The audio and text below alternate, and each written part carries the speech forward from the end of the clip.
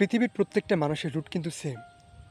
আমরা সবাই পৃথিবীতে কেউ কারো শত্রু হয়ে জন্মগ্রহণ করেনি। পৃথিবীর কোনো শিশুর শত্রু না। তাহলে এই ইনোসেন্ট মানুষগুলো পৃথিবীতে আসার পর কেন এত বিভক্ত হয়ে যায়? সে বিভক্তির পিছনে কারা আসলে দায়ী? কোন কোন ফ্যাক্টরগুলো আসলে কাজ করে?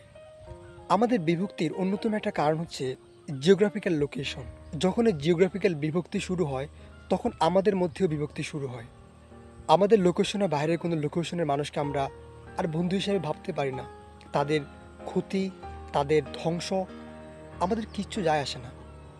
আমরা মনে করি শুধুমাত্র আমার লোকেশনের মধ্যে যে মানুষগুলো আছে তাদের কোনো কিছু আমার কাছে ম্যাটার করে। অথচ আমরা সবাই কিন্তু একই ছিলাম। আমাদের বিভক্তির অন্যতম একটা কারণ হচ্ছে ভিন্ন মতাদর্শ। যদিও আমরা সবাই একই রুট থেকে এসেছি, কিন্তু পরিক্রমে আমরা ভিন্ন ভিন্ন মতাদর্শ লালন করা শুরু করি, যার ফলে অমিল মতাদর্শের মানুষগুলোকে আমি আপন হিসাবে মেনে নিতে পারি না। তাদের বিরুদ্ধে আমার সবসময় একটা অন্যরকম দৃষ্টিভঙ্গি তৈরি হয়। এবং আমাদের মধ্যে আরও একটা বিষয় এখনও গ্রো করেনি, তা হচ্ছে স্বজাতির অযৌক্তিক দাবির বিরুদ্ধে কথা বলা। আমরা এখনও স্বজাতি যদি কোনো অযৌক্তিক কাজ করে, আমরা সেটাকে ভিন্নভাবে সেটাকে অ্যাভয়েড করার ট্রাই করি, অথবা ভিন্ন যুক্তিতর্ক দিয়ে সেটার গ্রহণযোগ্যতার চেষ্টা করি। অথচ স্বজাতির অযৌক্তিক বা বিভিন্ন অনিয়মের বিরুদ্ধে কথা বলার ট্রেন্ডটা এখন আমাদের মধ্যে শুরু হয়নি।